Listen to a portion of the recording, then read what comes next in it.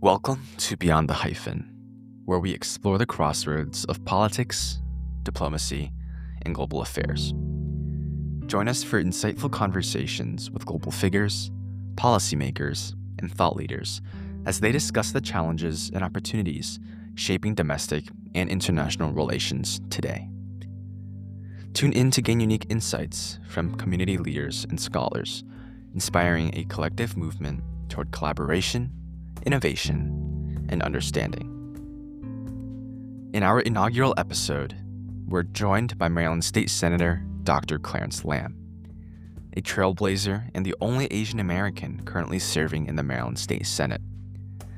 Representing District 12, Senator Lam has been a strong voice for equity, civic engagement, and public service.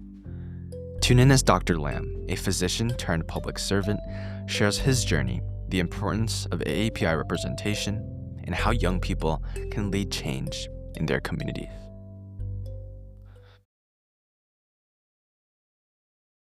Senator Lam, thank you so much for joining us today. It's an absolute honor to have you. Yeah, I'm happy to be here. Thank you for having me. So let's just dive right in. Your journey as a public servant is unique, blending both your public health expertise and policy backgrounds. Can you walk us through what originally inspired you to run for office, and how did your background in public health shape the kind of leader you wanted to be in the realm of politics and policy? So I originally was interested in just policy in general and in how the government can help people with opportunities and activities that can help better their lives and that support their families. I think this came from a recognition that as a second generation Asian American growing up here in Pennsylvania, that my family had a lot of opportunities that they simply wouldn't have had they not been here in the US. And being the oldest of three boys, had probably more time to kind of reflect on that and really realize that there's so much that can be done to help support other people in the community. And oftentimes, those activities are either supported by or facilitated by the government in some way, whether it's federal, state, and local. And so you can really have an impactful change on people's lives and their families by getting involved in policy work. And so that's where my first interest in policy kind of lie. I went to college at Case Western Reserve University and there had the opportunity to double major in both biology and political science. Biology because I was pre-med, political science because it was more of my own personal interest, kind of stemming from where and how I grew up.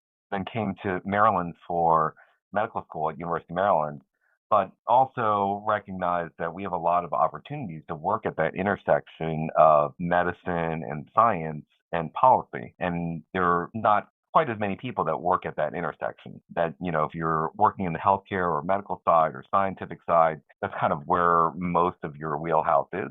If you're on the politics side, they oftentimes don't understand science. And so, working in that intersection gives you the opportunity to really um, work on some really important policies that may not be able to be easily bridged or have folks that bring kind of both perspectives. And so it's been a really unique opportunity to serve there. And I first ran in 2014 because the state delegates that represented my area in Howard County all decided to retire at the same time. A very unusual situation. And it was a recognition back then that if you have the wherewithal, the means, the time, the interest, the desire, the willingness to step up and serve, that we have so many underrepresented communities in our state when it comes to the legislature, whether it's folks that have a scientific background, are healthcare professionals, or are Asian American, that if you have that interest to do so, would you be remiss in not stepping up into that role and at least giving it a shot? And so that's why I first ran back in 2014, and have had the opportunity to serve for a term in the House, a full term in the Senate, and currently my second term in the Senate. So that's kind of the pathway. Everyone has a unique pathway to why they ran, but mine is kind of uniquely associated with kind of my background. Right, that connection between sectors is really unique when it comes to every individual. And that connection between service and leadership is something that many young people are still trying to figure out today in their lives. For students and our young adults out there watching from the sidelines, what would you say is the best way or mindset in approaching the first step to getting involved in their communities, whether, you're a physician or you're still a college student? I think the first step is to find an issue that you're passionate about, that you really care about, and see how you can get involved in improving or advancing that issue. Some people might be really interested in the environment and in advancing recycling efforts or efforts to reduce waste in our environment.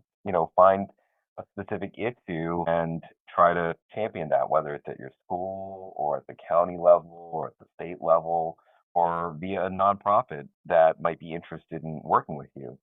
Some people might be more interested in, addressing transportation needs and making mass transit more available. If that's what you're interested in. See how you can work with other partners or stakeholders to advance that. And so I think the goal is to find an interest or policy that you want to help advance, that you feel passionate about, because it's hard to really work on policies that aren't of strong interest to yourself, but use that as a vehicle and a tool by which to build up your skills and knowledge on how to be able to advocate for policy. Because at the end of the day, you'll probably have to work on different policies regardless, and it's a useful skill to have, whether it's working at your workplace, even if you're not working directly in government and public policy. There are going to be policies that are coming down that you may agree with and don't agree with. Knowing how to advocate for yourself and make that persuasive case would help there. You may have a child in school who needs resources support and they're not getting it, and so using those advocacy skills to help your child get the support that they need, um, you can use that same skill set. And so, um, and in the future, there may be other broader policies if you're still interested in going down the policy pathway that you want to get involved with later. Being able to kind of build that skill set now, how to form coalitions, how to reach out to stakeholders, how to communicate with other policymakers and lawmakers, how to testify and make a persuasive case, all really important skills to have for someone who may want to get involved later on. And it's a good way to test the waters by finding that one issue that sparks you right now and really try to press ahead with making meaningful change on it.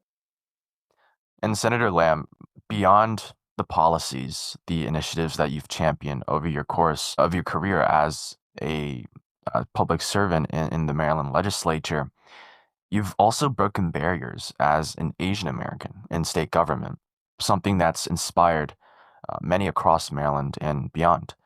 How has your identity informed your leadership, and what challenges or opportunities have you faced as an AEPI legislator? So a lot of challenges, right? Separate them into kind of before serving in office, just trying to get elected. Given where we are in Maryland, where there are certain counties like Howard County, Montgomery County, where the Asian Americans are a significant part of the population, maybe about 15, 20%.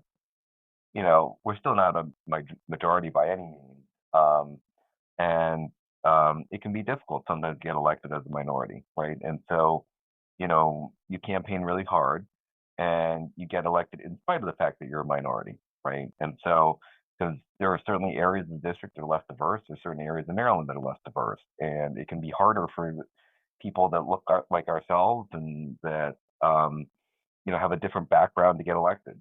Um, Once you get to serve there and are working with other colleagues in the legislature, it can be really important to number one, make sure that you never forget your roots and where you're coming from, right? To always bear in mind that you're carrying the lens and the experience of other Asian Americans with you when you're looking at bills, when you're looking at policies, when you're looking at programs. How will it affect those communities? That those communities don't have an advocate and they're relying on you to be their eyes and ears and their voice in making sure that, if this program is going to negatively impact them, you need to speak up. If this program totally forgets about them, you need to speak up and do everything you can to help them. Same thing with the medical community, right? They're the only physician in the state Senate.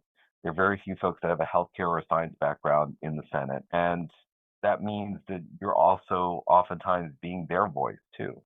And so, I think in these roles as a legislator, you have to always be willing to stand up and fight for what you believe in, to fight for the people that you represent, to make sure that those that don't have a voice, that share your background, share your experience, or that you understand, um, that you're always speaking up for them, particularly as their representative. And whether they're your constituents or not, there are those groups located throughout the state that may not live in your district, but because of your unique experiences and your background and your culture and your job, all of those experiences lend to the fact that make you as an individual unique, but also means that you have these other constituency groups that may not live in your district, may not be able to vote for you, but you have a responsibility to stand up for them too. And so, that's the approach that I've always brought to the type of work of how you bring your perspectives into the legislative work that you do, making sure that you view it through the lens of people that otherwise wouldn't have a voice or wouldn't have a representative. Yes, of course. And following up on that, what have you seen or observed in the evolution of the AAPI community in politics? There's still a long way to travel, but from your perspective, as one of the few voices, as you stated earlier, for the AAPI community in the state legislature, what do Asian Americans, the entire community of AAPI, need to do less or more of? I think we need to support and find others that are willing to step up into these roles. That, as I mentioned, I am a voice for our community and for many others in the Senate, but having more voices can certainly be helpful. That you look at the African American community, our Black caucus in the General Assembly is huge.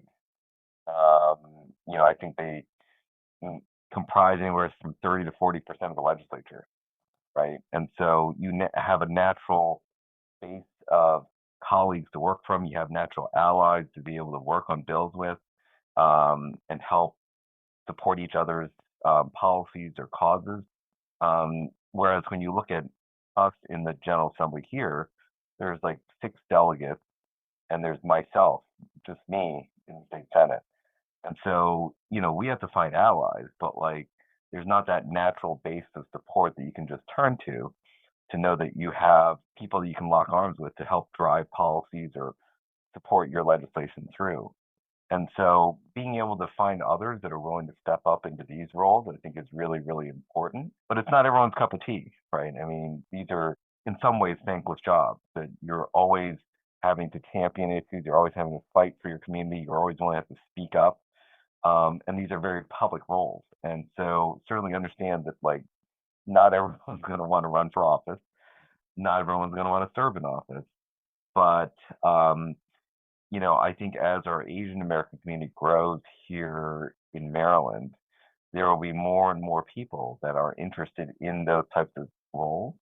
And we need to support them and foster them and work on their campaigns and help them get elected and provide them that input and support so they can be successful elected officials. 'Cause, you know, the the power really comes in the numbers, and we're making inroads in that now. We at least have representation both the House and the Senate here in Maryland. But if we really want to be able to make impactful change and make sure our community is heard, we need more numbers. And so anything that we can do to help support people, young people that are interested in policy, that want to get involved, serve in elected office, we need to help advance and uplift them. Absolutely. And I think a big part of this movement toward involvement is much relies on our young folks out there. So back to the topic of our young members of our community, have you noticed any strategies or efforts to be more effective than others in encouraging this civic engagement in numbers among young people, particularly within underrepresented communities such as the API community, a traditionally not so involved group in something like politics?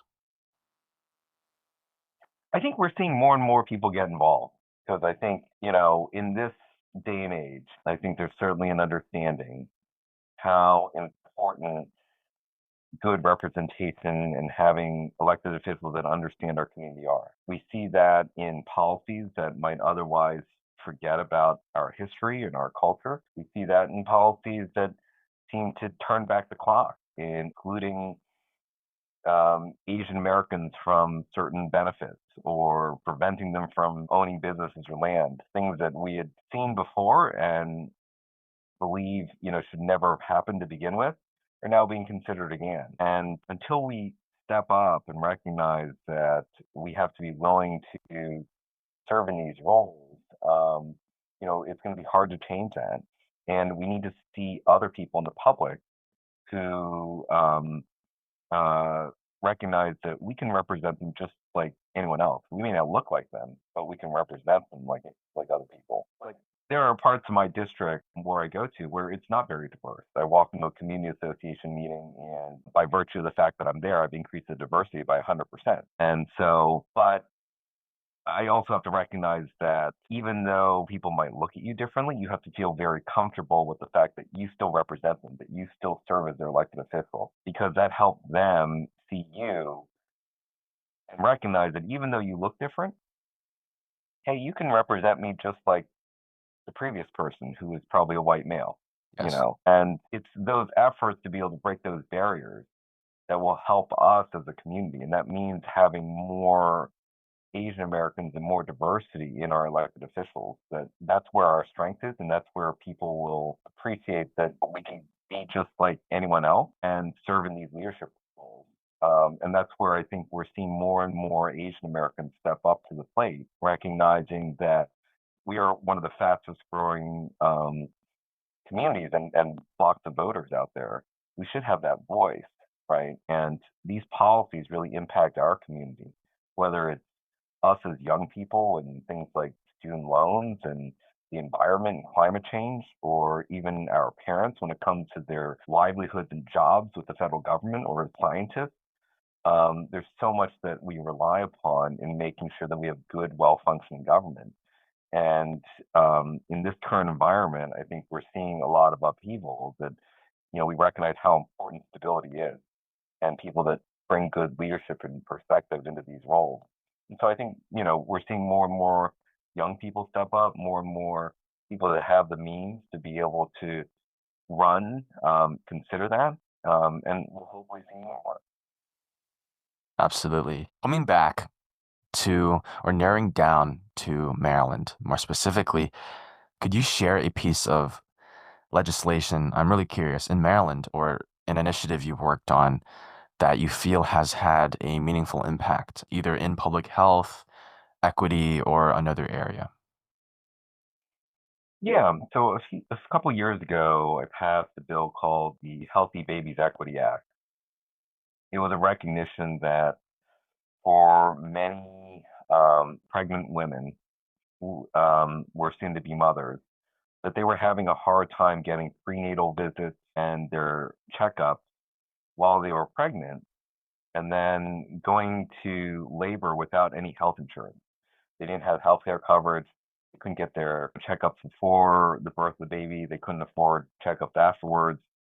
And we also know how important those first, like pediatric visits in that year of life are to be able to set that child in the proper, course when it comes to their well-being and health. And so this legislation recognized that there were thousands of Maryland women that didn't have access to prenatal care and postnatal care. So we sponsored this legislation, recognizing that there would be some upfront costs of this to get people covered under our state's health insurance program. So basically, pregnant women that didn't have health insurance now, through this legislation, could go into our health exchange and be able to purchase much reduced or free or heavily subsidized insurance, depending on their income level, to qualify and be able to get these prenatal and postnatal visits. Um, and it would be cost savings in the long run because these women would be healthier, there'd be less complications, their child would be healthier. And so, after a couple of years now, we now have like 8 or 9 thousand women covered under the Healthy Babies Equity Act that wouldn't have gotten health insurance in one of the most vulnerable and important times of their lives to the birth of their child had it not been for this bill passing. And so it's things like that where you find it really rewarding to be able to have such a positive impact on people you may never know or meet, but you know that you've been able to positively affect the trajectory of these women and their child for years to come. So it's things like that that you find really rewarding and satisfying. Yeah, I mean, no matter what the resolution or piece of legislation is, of course, no policy becomes reality or tangible change without collaboration, either with your colleagues or with these community members that you reach out to and interact with, often across very different perspectives. What has been some of your biggest challenges and breakthroughs, of course, when it comes to building coalitions across political or cultural lines? I think particularly with the Asian American community, one of the biggest challenges is to, number one, get them involved, which we just touched on a few minutes ago. But number two is to understand that you'll probably never agree with your elected official on every single issue. But it's still important to support Asian Americans to get elected. That, particularly on the second point, I think many in the Asian American community, maybe because they're new to the policy world or just culturally, they either are single issue voters, meaning that like there's this one issue, whether it's like redistricting or whether it's like schools or whether it's college tuition, that is the primary reason that they will select a candidate or not. Mhm. And as a legislator, we know that we vote on a lot of different issues. We have a lot of different thoughts and perspectives on every single issue out there. And you're not going to agree with everything that your legislator that on their position on things. But having, I think, our community move beyond just being a single issue voter or letting one issue kind of influence how they're going to vote, I think is important. And I think it represents the maturing of the community. And we're starting to see more of that. But I think that's really, really important that oftentimes, we may have an Asian American that's running for office. And some people in our community will set them aside because they're like, well, I don't agree with him on this issue. Or I don't agree with her on that issue. You're never going to have 100% agreement with everyone on every issue. And sometimes elections are just picking the candidate that you think is the least worst or is, maybe better than the other person. No one's going to probably agree with you on every single thing. But I think our community's had a little bit of a tougher time here in Maryland letting go of kind of that perspective that just having representation, having an Asian American elected, whether you agree with them on all positions or not, will be far more reaching and impactful than trying to wait out for someone that is a candidate that fully agrees with every single position that you have out there, because that will probably never happen. So I think that's an important lesson learned for our community that I think we're moving in the positive direction on. But it's important as we see more and more Asian Americans want to run for office. Yes, this connection with, especially in Maryland, with so many diverse individuals and groups, communities, requires balancing many voices. That's inevitable. And again, but sometimes being one of those only voices at the table comes with its own inherent pressure. Have there been moments where you felt the weight of representation? Again, I know you touched on being the only Asian American in the Senate and then walking into those meetings, community meetings. Just your presence being there increases the diversity by 50%, 100%. As one of the few AEPI legislators, what has it been like in enduring that weight of representation of these counties that very much contain most of the Asian Americans in the entire state, or navigating these expectations from your multiple communities that you represent or constituencies? Yeah, I mean, it is challenging, and I think as elected officials, you get used to the fact that you're oftentimes walking into situations that you A, don't control, and B, people are making judgment and impressions about you. But you have to carry yourself like you belong there. You have to carry yourself like you can represent them just like anyone else. And because, the public has is can be very perceptive, and they can sense when someone is uneasy or unsteady or feeling like this is not where I'm supposed to be.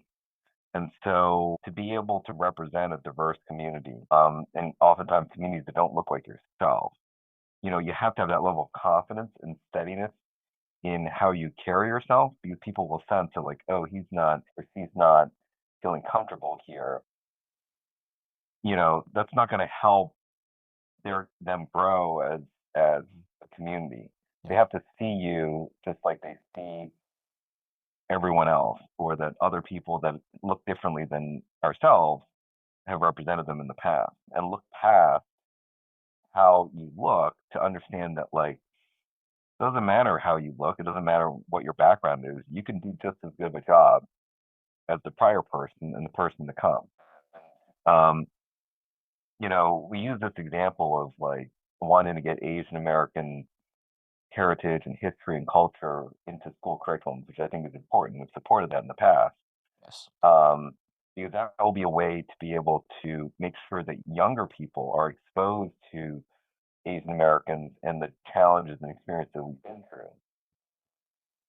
What I just described earlier, and as an elected official going into these situations where it's uncomfortable, where you know all the eyes are looking at you and they're scrutinizing you, you feel very different. But that's the way of kind of breaking those walls down at the adult level, at the folks that are older, right? It's important to get at the younger folks. That's why this curriculum stuff is important to incorporate into our schools. But the older folks are not going through schools anymore. And the way to be able to break down those barriers and how they view our community differently is to show them that we can be leaders, we can be managers, we can be elected officials, just like everyone else in the community, and be just as successful.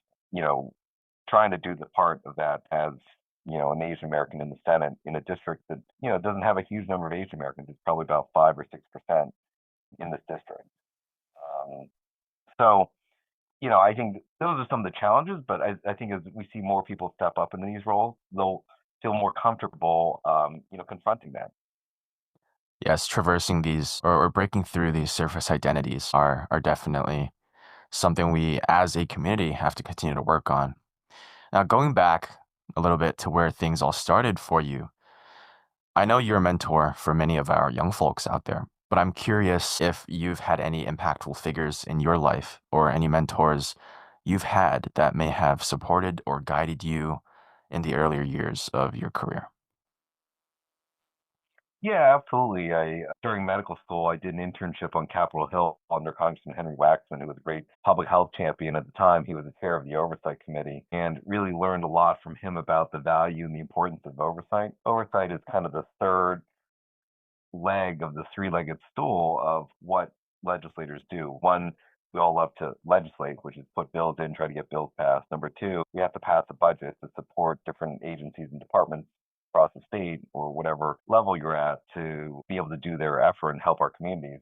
But three, the oversight piece is making sure that the agencies and the departments are doing what they're supposed to be doing with the money that we give them and in accordance with the laws that we pass. And so all those three legs need to be in good balance to make sure that government is functioning well. And I really learned that from him. And then later on, I took a time to work on the staff of Delegate Dan Morheim, who at the time was the only physician in the Maryland General Assembly, and was really able to see how, bringing that voice and perspective as a physician could really help shape legislation. And this was at a time where we actually had more healthcare workers and professionals in the legislature. There was a pharmacist, there were a few nurses that served in the legislature, a social worker. These days, there are very few. There are even fewer than there were 10 years ago, 10 or 15 years ago when I was a legislative staffer. So, but, I think he recognized that here was someone who was really interested in policy, really interested in politics, and he was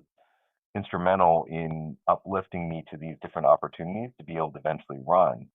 And so I really credit him with, changing the trajectory of what I think I could do, thought I could do, and eventually getting elected and serving this role. He has since retired, so now he's coming to me to ask me to help with, advocating on certain policies and such.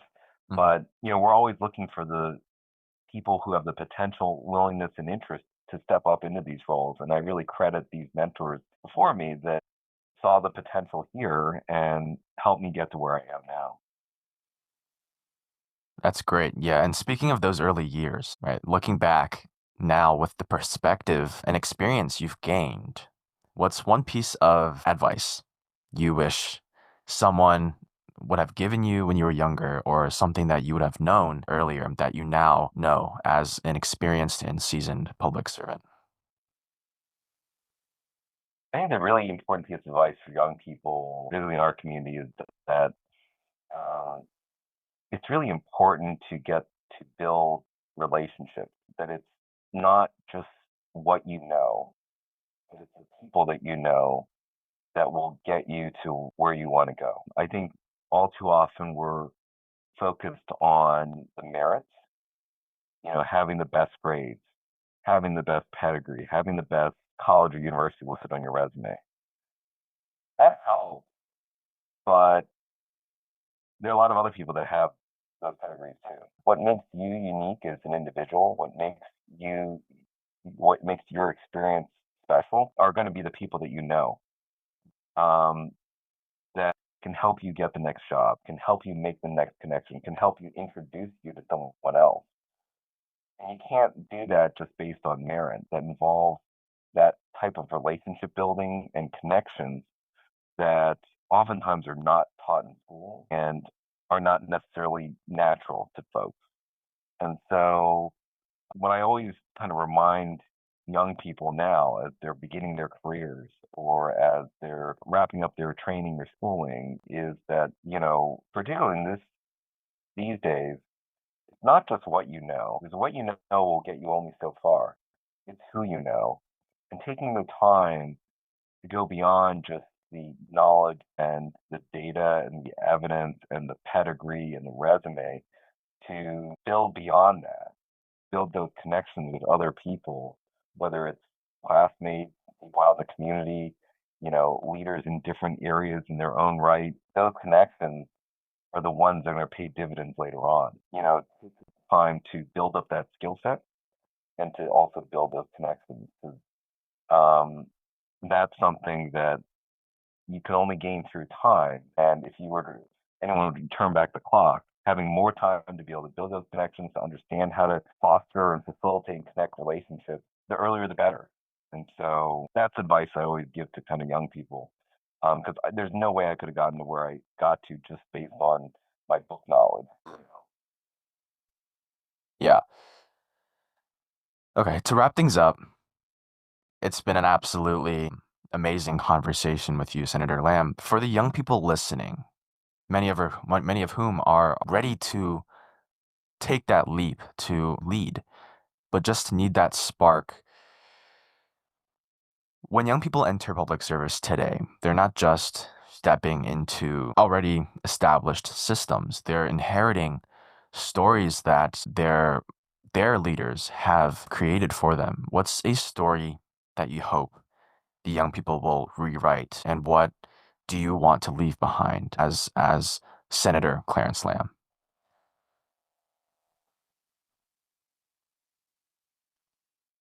So the stories that I like to leave behind are to be able to one help elevate our community, making sure that they have a voice in places where they wouldn't otherwise have had. But number two, make sure that there are other people that can step up into the role behind me. Because I'm only here temporarily. We all leave our seats at some point, hopefully. As likely as we're not dictators. And so, we're only temporary placeholders. We try to make the most out of the time that we have in these roles in elected office. But what would really be rewarding is being able to support other people. That if each one of us, as Asian American elected can get 2 or 3 other people elected, that's where our numbers are going to grow, and that's where we're going to have a lot more influence. And so if in my role here, we can inspire other young people to get involved, to consider, a policy type position. Doesn't necessarily mean having to get elected, but there are policy positions in government, state, local government, elsewhere as well, and see other people get involved and have that multiplicative effect, getting our voices out there. That would be incredibly rewarding. It would be a legacy that I'd really be proud to leave behind. And getting young people involved is really, really important because, we're seeing so many crises around the country and the world. Whether it's climate, whether it's, the underpinnings of our democracy being rocked, whether it's, issues that we continue to see around the world with wars and famine and conflict that are going on. It's the young people that are going to be coming in to help clean up this mess, right? Really address climate, really address, restoring confidence in our democracy. We need them to step up into this role. And I have confidence that, they'll be able to do it. And anything that I can do to help support folks who want to get involved in that way, I'm always happy to do so. Right. It's not only about what you do during your time, and I think many of us will agree that it's about how our current leaders leave what they've already done behind for those who are upcoming to inherit and to, take even further.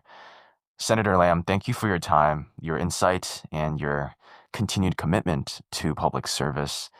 We are so grateful for the example you've set, not only for your colleagues, but for the younger generation and for the message that you've shared with the next generation of changemakers. Yeah, absolutely. I'm happy to be here, and thank you for having me. And want to encourage anyone to reach out if I can be of help to them.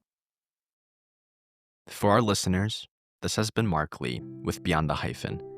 Thank you for tuning in, and we'll see you in our next episode.